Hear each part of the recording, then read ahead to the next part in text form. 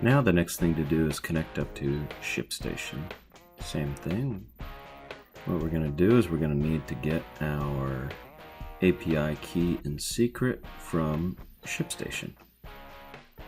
So we log into ShipStation, then we go to our account settings. We click on account, API settings, and we're going to use this value here. I'm going to put that into our API key here.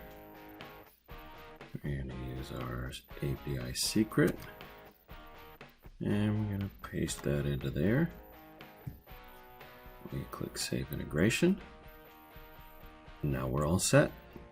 You can see we've got ShipStation, and this status over here tells us that we are loading all of our records. If we come over to Sales Orders, we'll start seeing over time orders loading into here.